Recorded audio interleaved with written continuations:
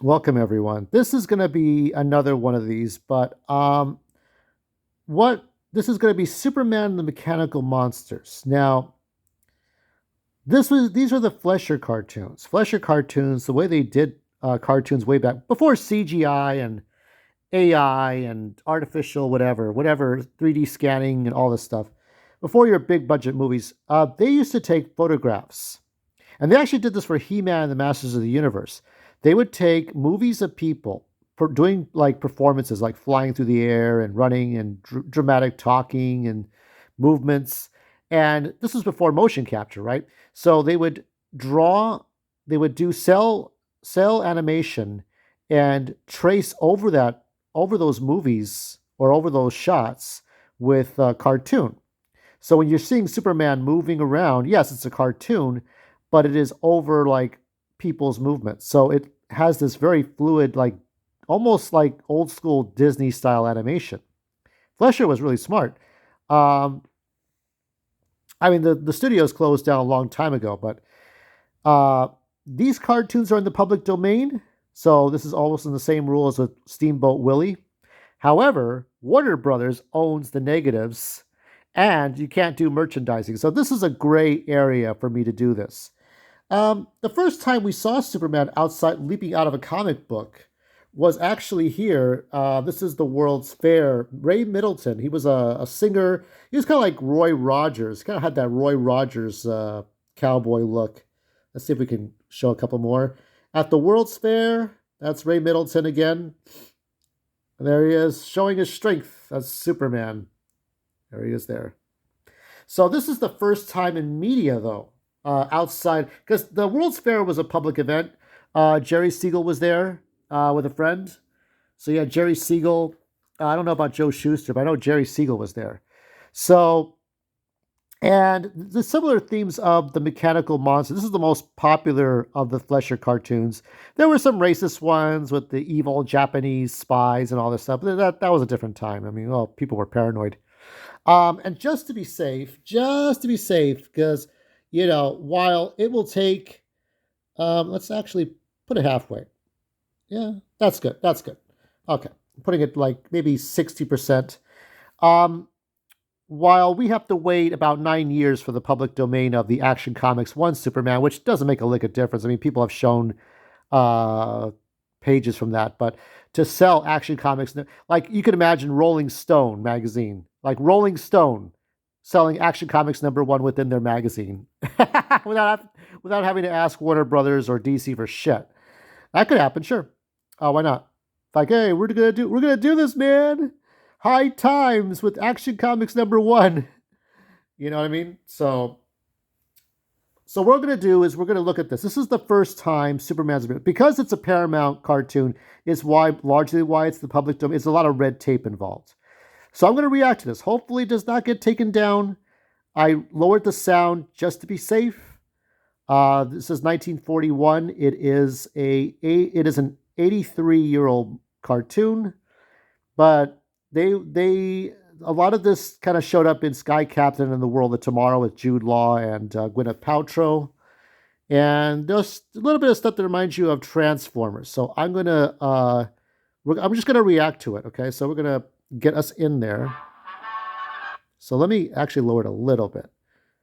I want to just get it lowered, and I don't trust putting this on TikTok because I know TikTok's kind of a uh, Nazi about this. So this is a Paramount picture, just like Sky Captain and the World of Tomorrow is a Paramount movie.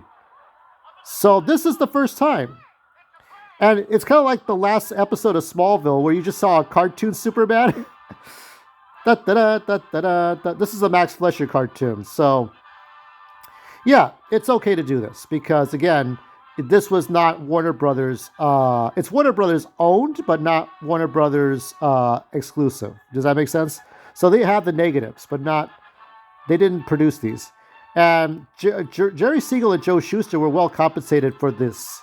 For these, I was thinking about. I was going back to the Wikipedia, and I still remember two things stuck in my mind. Okay, keep in mind that Jerry and Joe were well paid by Warner Brothers, or not Warner Brothers, National Comics, DC Comics.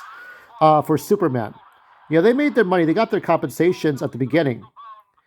But then something had happened. There was a radio show too, a radio show where Superman and Batman met in the 1940s. And during that time, Jerry Siegel had to go to war. He got drafted. He had to go to war. But he did different things. He was one of the things he did. He was like a writer.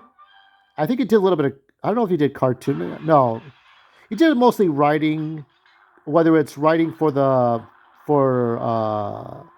World War II, like a military kind of newspaper, or doing columns or editing, like being the editor, right? So he just did mostly that kind of stuff. But after he came back from the war for World War II, so yeah, these are the things that are like these robots here, are like the Transformers, like Autobots and Decepticons. This is very much like Cary Conrad's Sky Captain. It's kind of like Batman the Animated Series, right? That Art Deco style. Like Hardak. Remember the one with the robots? They pretended to be Batman and all the different people. That was a scary episode where you had robots fighting Batman the Animated Series. This is very much like that. But anyway, Jerry came home and Joe Shuster said, "Hey, did you get permission to use Superboy for the comics, because they're going to use Superboy?" And Jerry's like, "No, I never gave permission for Superboy." And that's when the first of lawsuits started, when they sued about Superboy being used without Jerry's permission, as well as not getting compensated for the radio show. But they were compensated for these cartoons. But yeah, that was a different time. And there were a whole bunch of lawsuits later on. Now you see, by special arrangement with the Jerry Siegel family these days with the comics. But oh, what a time. The other story that kind of bothered me was the one where Joe Shuster was the UPS driver. I think, who told this story? Jerry Robinson, who helped create the Joker for the Batman comic books in 1940. And he told the story about the UPS driver. And Joe Shuster had a package to deliver. And everybody recognized him. It's like that face where, if you ever watch Star Trek The Cage, where the woman reveals, Susan Oliver, she reveals herself to be the kind of hideous. And that's when the alien kind of looked around like, oops. That's when everybody looked around awkwardly like, what the fuck? Why is Joe Shuster here? So the guy, the boss at the time at Warner Brothers, I guess Warner Brothers would have owned it by that time. But the editor-in-chief at DC Comics called Joe Shuster up to his office and said, "Here's $100. Now get out of here. Go get yourself a better job." That sucks. If that's true, if that story's true, that's balls. That is balls. That's the guy, Joe Shuster. If it wasn't for Joe Shuster, you wouldn't see these cartoons. You wouldn't have seen much of DC Comics. Okay, maybe Batman would have saved it, but I mean, I guess it was kind of ironic that when Zack Snyder did Justice League, it was Batman who was the coach and led the team. That's why when it was weird when Joss Whedon redid it, he said, Bruce Wayne says, "Oh, Superman could lead this better than I can." Now here, Superman is going into the phone booth. The first time, though, I've mentioned this before, but the first time that Clark Kent changed into Superman in live action was actually Tom Welling. Now, it was the Red Blue Blur, but it was Tom Welling in season 10 of Smallville with the Blue Beetle and Booster Gold. That's the first time in live action that Clark Kent changed into Superman, because it didn't happen with Christopher Reeve. It was a joke that he ran to a telephone booth and it was too small, so he had to change into a revolving door. So yeah, so it's great to this costume was done again in tribute with Tyler Hoechlin for season 1 of Superman and Lois. This is like a Lex Luthor plot almost. In the old days, Superman would beat up wife beaters and mobsters and corrupt politicians and corrupt business moguls, just any kind of bully. And they didn't. The gimmick was they didn't know that Superman could outperform them. They could out maneuver him, because Superman had all these unusual powers. And it wasn't until you got to the Ultra Humanite and Lex Luthor, these scientists that could do these things. Like, what if we could just stop Superman somehow with our science, with our knowledge, with our brain?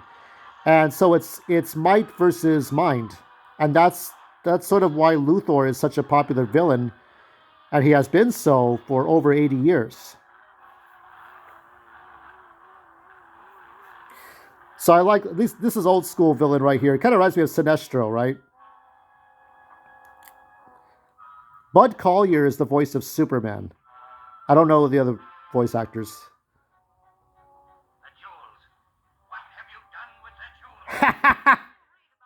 Are you gonna tell me where the jewels are?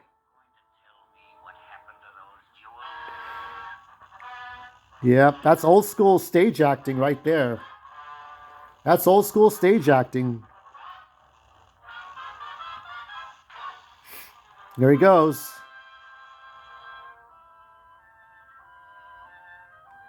Now, this is interesting. I like this kind of thing. Kind of reminds me of Citizen Kane. And Citizen Kane was made around the same time, but it was released years later, in which you showed the illusion of a large place. So as we go down from the main floor, we go down to these, we're like 3 or 4 stories down, I guess. It's like where is this luxurious place? And this is where he says, "So you won't tell me, will you? Well, you'll change your mind." That's that old school acting. You know, like what is it? Alan Oppenheimer.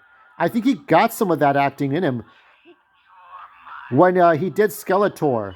Ah, He-Man, I'm this way because I am, and you can stop me. Like, it's 1930s acting, but I think that's what he was trying to do. He was trying to bring that kind of acting to Skeletor.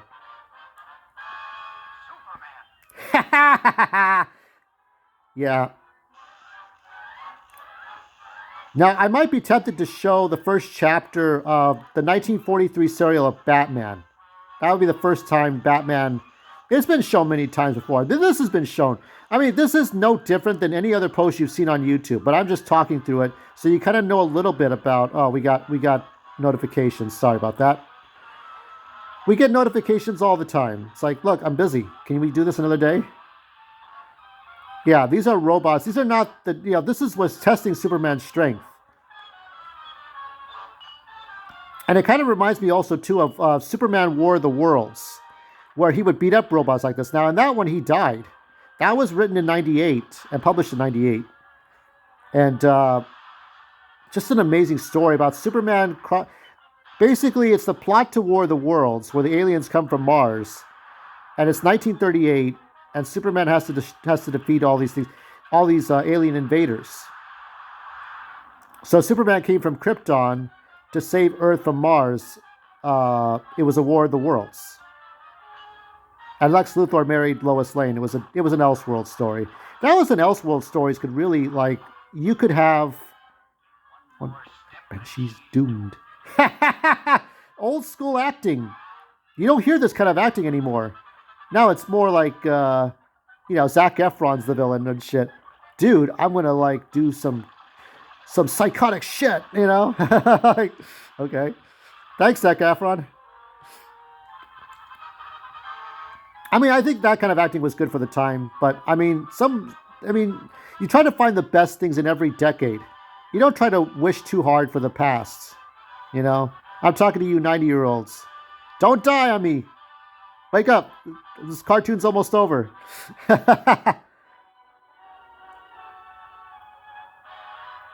Yeah, so that's pretty much it. I mean, I really enjoyed the animation, the techniques. So, just Superman. I'm Maestro Drake, and this has been Mechanical Monsters. And check out Sky Captain in the World of Tomorrow.